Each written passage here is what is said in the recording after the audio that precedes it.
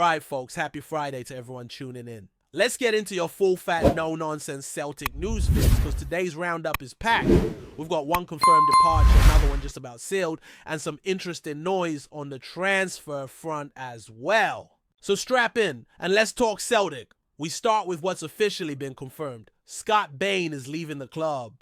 After more than 7 years at Celtic, the goalkeeper is moving on, and honestly, what a journey it's been for him. Signed. Initially on an emergency deal back in early 2018, Bain ended up staying for 7.5 seasons, collecting an impressive cabinet of silverware in that time. 7 league titles, 4 league cups, and 3 Scottish cups. That's his haul.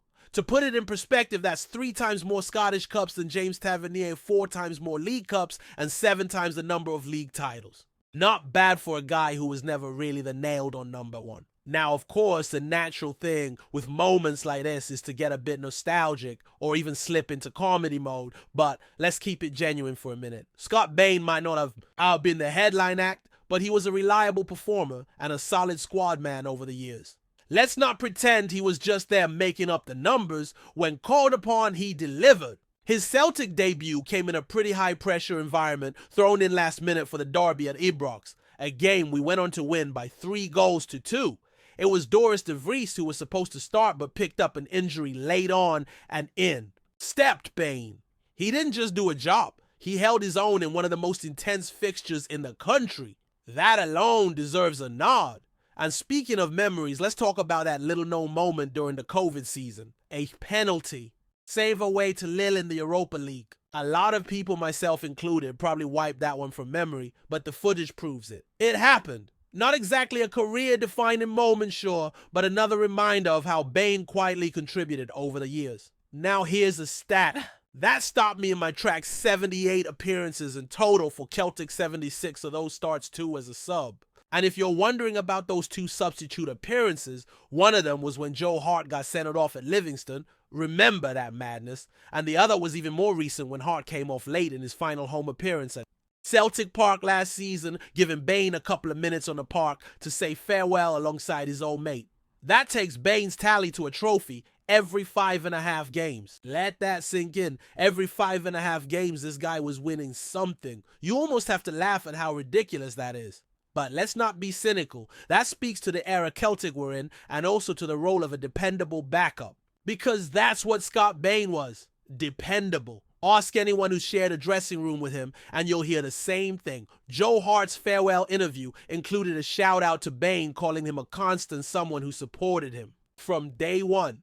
And more recently, Kasper Schmeichel, a seasoned pro who's seen all levels of the game, said Bain was a major presence and deserved more credit than he gets. That tells you a lot.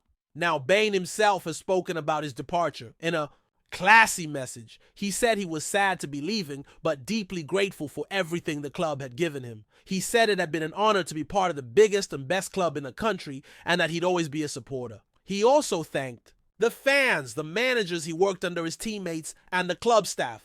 A proper goodbye from a proper professional. And you know what? There's something to be said about these unsung heroes in football. Not every player is going to be the superstar, the poster boy, or the match winner. But football teams are built on the backs of guys like Bain. Players who don't make noise, who turn up, do their job, stay ready, stay humble, and are there when needed. Over 7 years at a club like Celtic, that says something. That earns respect. There's a particular memory I always go back to. That derby at Celtic Park when Scott Brown got under Andy Halliday's skin and sparked a mini confrontation. It's Bain who steps in to separate the two, and the look on his face says it all.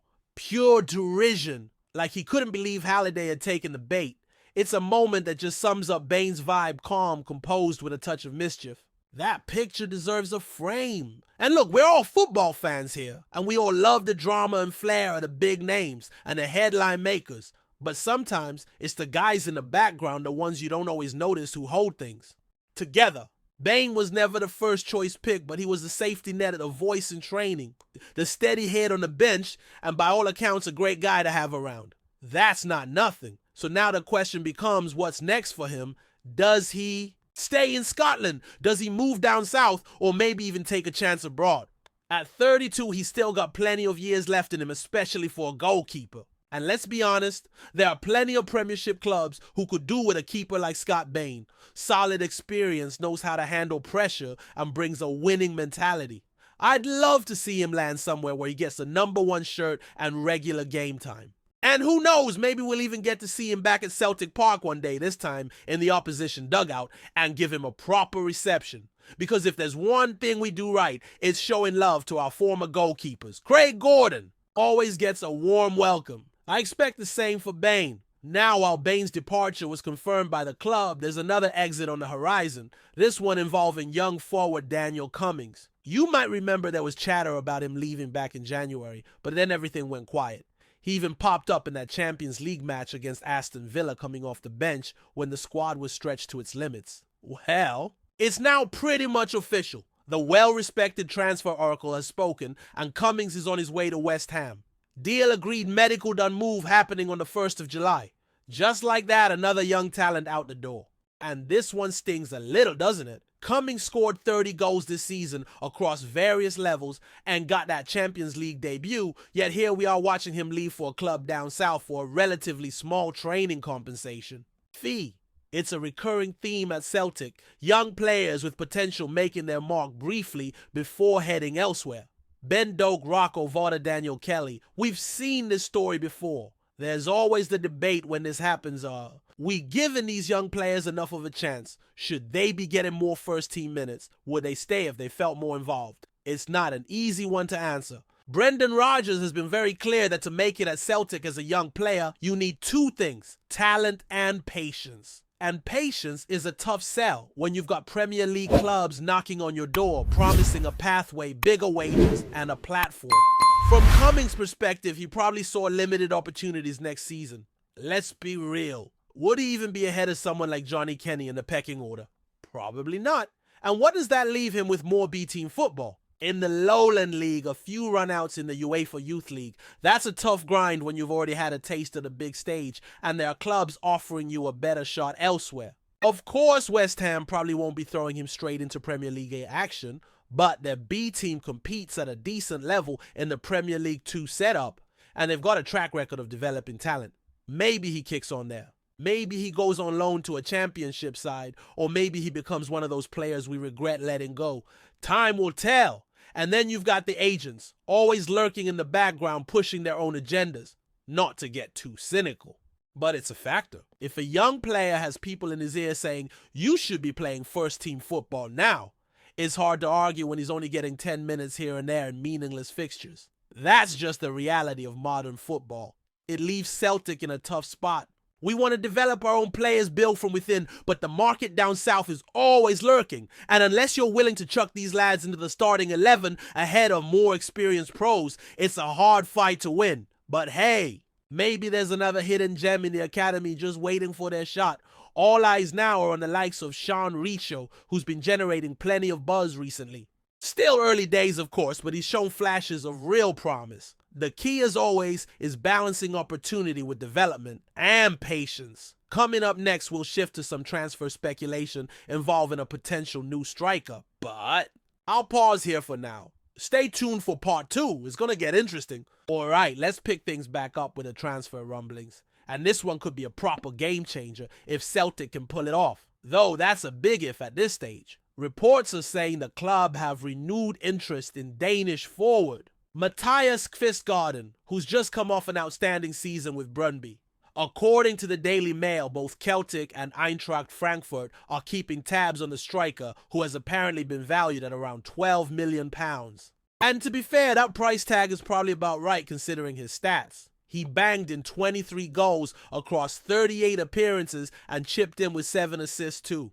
That kind of output gets attention, especially when the player is only 23 and just earned his first senior call-up for Denmark. Now Celtic were reportedly sniffing around Kvistgaarden back in January, but nothing came of it.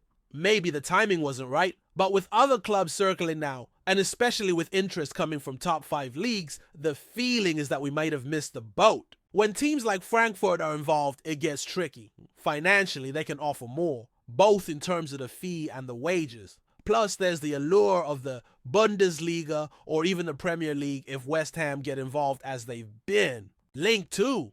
That said, if Celtic do still want to bring him in, it'll likely take a record signing. It's that kind of deal, but he fits the mold perfectly. Young, proven at a decent level, and with room to grow. The Danish league is fairly comparable to the Scottish Premiership in terms of physicality and tempo, and some would argue it's actually a bit stronger overall. So there's no question Kvistgaarden could adapt. The real question is whether we can convince him to come to Glasgow when others are offering shinier packages elsewhere. Still, this summer, bringing in a proper number 9 has to be a priority. With Days and Maida looking more and more like he'll be used exclusively on the left and Jada out for a while, that front line is crying out for a focal point. Adam Eder had a decent loan spell. Not perfect, not a disaster, but 20 goals in all competitions is respectable. Still, there's a sense that Celtic needs someone who can take it up a level. Someone who can be a real talisman in attack. Think back to the days of Moussa Dembélé or Hudson Edouard, players who didn't just score goals but raised the overall standard of the team. That's what we're missing right now.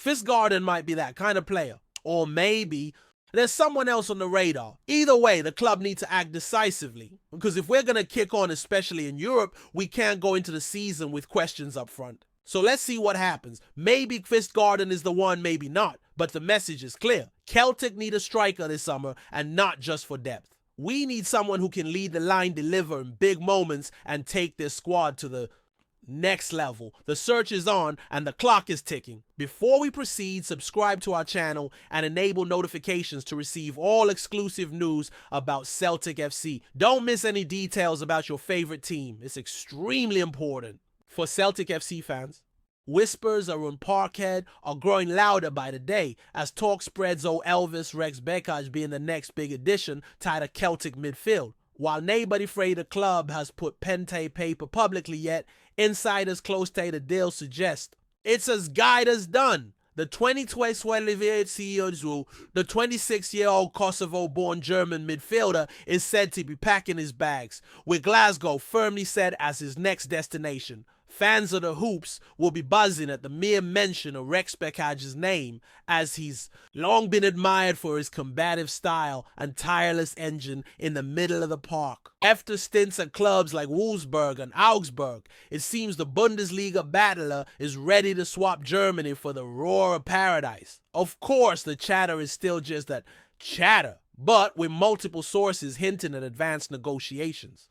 And even a medical penciled in, the mood around Celtic Park is shifting from a cautious optimism to full-blown excitement. Those close to the player say he's keen to test himself in a new environment, and the allure of Champions League nights under the floodlights in Glasgow is hard to resist. For Brendan Rodgers, this move could be another piece in the jigsaw, as he looks to bolster his squad ahead of a packed fixture calendar. Rexhbecaj's versatility, able to play as a deep-line midfielder or push further up the pitch, would give the manager extra options as he balances domestic dominance with European ambitions. Still, until the scarf is held aloft at Celtic Park, nothing's certain. Supporters have seen deals fall through at the 11th hour before. But if the rumors are true, and all signs suggest they might be, Rexhbecaj could soon be calling the green and white hoops his A&E. Only time will tell if this latest transfer buzz becomes official, but one thing's for sure, the Celtic faithful will be keeping a close eye on the arrivals gate at Glasgow Airport in the days to come. Hello fan, don't forget to like and subscribe to the channel as it means a lot to Celtic FC. Also, share your opinion about the news in the comments below. See you in the next video.